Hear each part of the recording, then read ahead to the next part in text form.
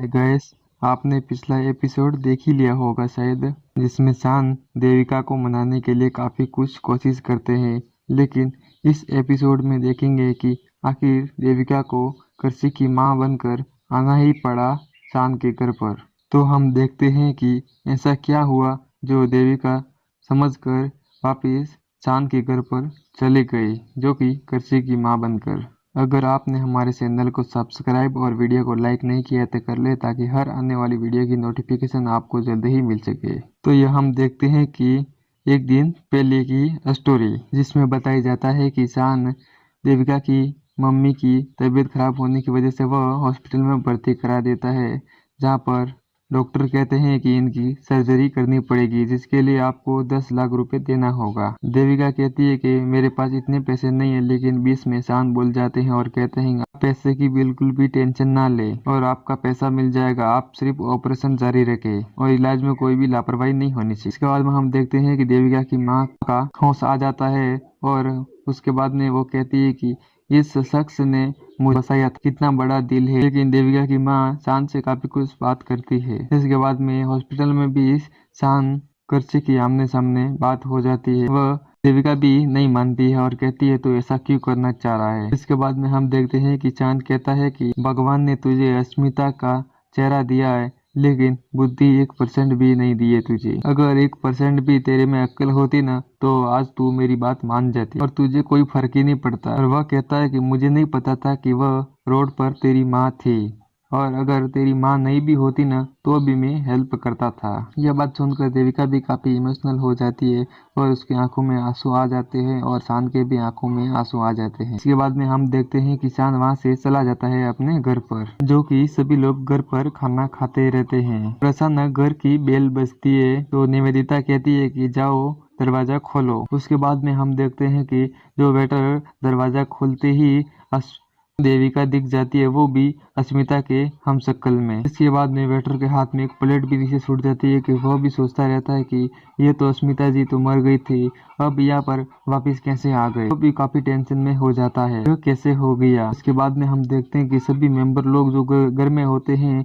वह सभी खड़े हो जाते हैं और शान भी खड़े हो जाते हैं। शान सोचते हैं कि अब इसे कैसे समझ में आ गया। इसके बाद में हम देखते हैं कि वहाँ पर कृषि आ जाती है और फिर कृषि भी काफी देर तक खड़ी रहती है। इसके बाद में कृषि दौड़कर देविका के पास में आ जाती है। वह जोर से चिल्ला कर कहती है कि मम्मा मम्मा तुम आ गई। ऐसे कर कर आते ही वह देविका के गले में लग जाती है। इसके बाद में हम देखते हैं कि कृषि काफी कुछ रोने लगती है और जोर जोर से रोने लगती है और कहती है मैंने तुम्हें कितना याद किया, तुम्हें जरा भी याद नहीं आई क्या मेरी। यह कहकर वह बहुत रोती रहती है। इसके बाद में हम देखते हैं कि सभी की आंखों में आंसू आ जाते हैं। एक तरफ हम नोटिस करें तो चाहत के भी आंखों में आंसू आ जाते हैं और चाहत भी सोचती रहती है कि कृषि की मम्मी तो मर चुकी थी, लेकिन यहाँ पर वापस कैसे आ गई। और उसे भी भरोसा हो जाता है कि ये तो जिंदा है, और वह भी सोचती है कि अगर कृषि की माँ आ सकती है तो मेरी माँ क्यों नहीं आ सकती। इसके बाद में उसकी आंखों में भी आंसू आ जाते हैं और जितने भी घर में लोग रहते हैं सभी की आंखों में आंसू आ जाते हैं। लेकिन हम देखते हैं कि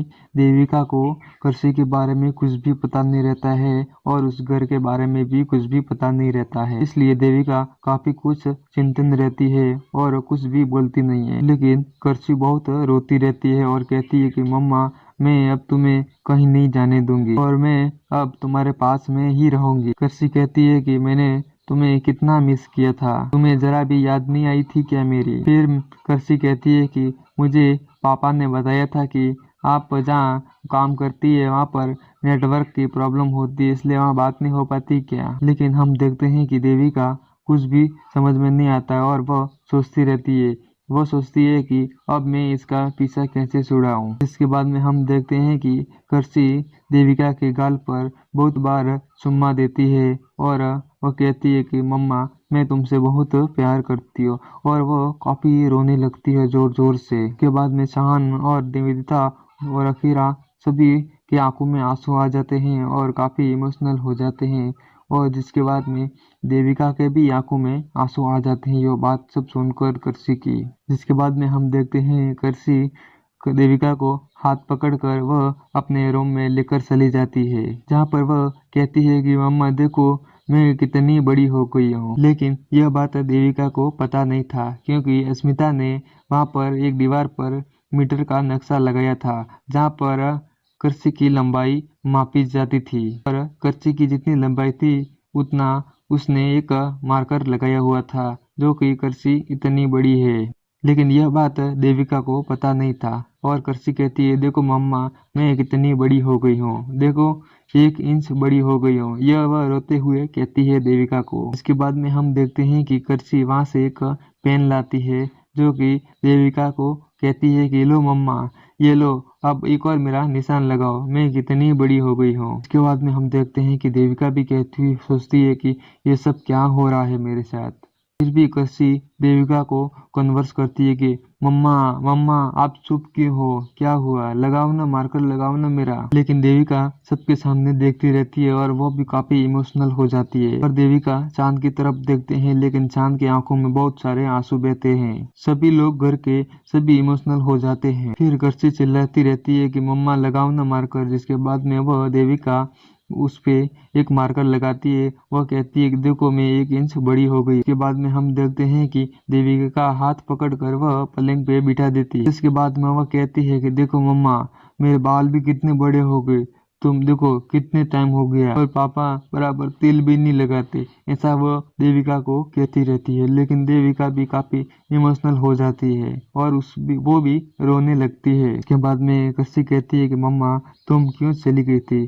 लेकिन देविका जिसके बाद में थोड़ा कुछ बोलती है और कहती है कि ठीक है, मैं अब आ गई हूँ यहाँ पर। वह कहती है कि अब मैं वापस कहीं नहीं जाऊंगी। हम देखते हैं कि देविका को देखकर कर्सी भी काफी खुश नजर आती है और वह बेहद खुश रहती है। लेकिन हम इधर देखें तो चाहत काफी इमोशनल हो जाती है और वो भी रोने लगती है, क्योंकि हम देखते हैं एक छोटी बच्ची की माँ मिलने पर बेटी कितनी खुश हो जाती है। ये तो आप सबको पता ही होगा। लेकिन फिर भी कर्सी उसे बहुत सारा प्यार करती रहती है और कहती है mamma I love you, mamma I miss you, mamma तुम कहीं मत जाना अब मुझे छोड़कर, मुझे यहाँ पर अकेला नहीं रहा जाता है, बहुत दुख होता है मुझे यहाँ पर अकेला महसूस करना पड़ता है। तुम मुझे पहले कितना प्यार करती थी, अब ऐसा क्यों करती हो। प्लीज मम्मा, कहीं जाओगी तो नहीं अभी। यह वह बार बार उसे कहती रहती है। इसके बाद में हम देखते हैं कि शांत मन में भी सोचते हैं कि मुस्की, तुम मुझे छोड़कर क्यों चले गए,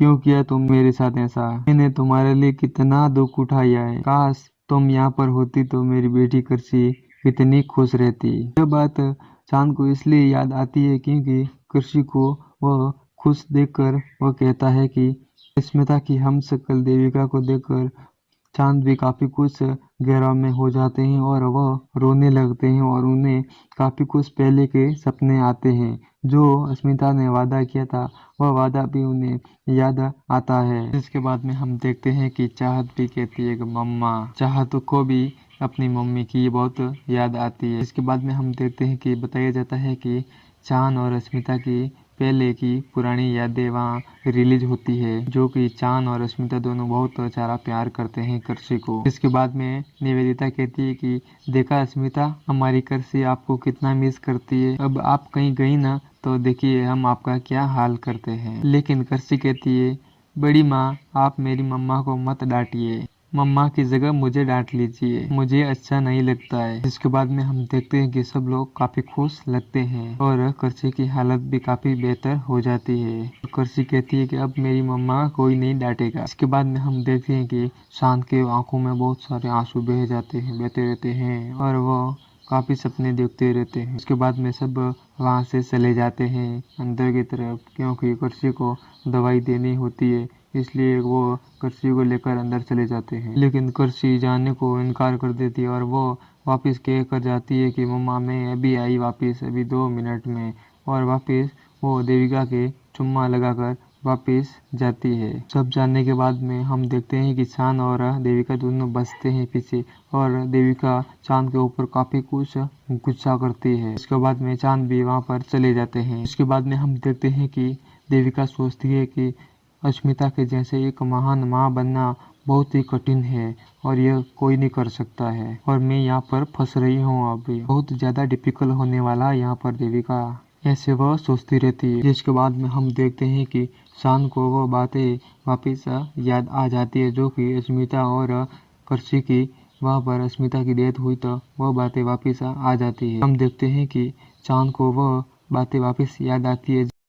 हम देखते हैं कि जब चांद और अस्मिता ने देविका को मदद मांगने के लिए कहा था तब देविका ने मना कर दिया। वह बात वापस चांद को याद आ जाती है और ये बैठे बैठे चांद सोचते रहते हैं काफी कुछ टाइम तक। और उनके टेबल पर पड़ा एक कॉन्ट्रैक्ट पेपर होता है जो कि उसमें देविका को साइन करवाने के लिए वह रखते हैं और जिसमें लिखा हुआ होता है कि ये तुम्हारी मम्मी बीमार हुई थी हॉस्पिटल में, उसमें मैंने 10 लाख रुपए दिए थे, उसका ये कॉन्ट्रैक्ट पेपर है। आज का एपिसोड इतना ही और अगले एपिसोड में और भी कुछ धमाल होने वाला है और कमाल भी। तो आप हमारे चैनल पर बने रहिए। अगर आपको ये एपिसोड कैसा लगा तो आप कमेंट बॉक्स में ज़रूर राय दें। अगला एपिसोड बहुत ही इंटरेस्टिंग होने वाला है।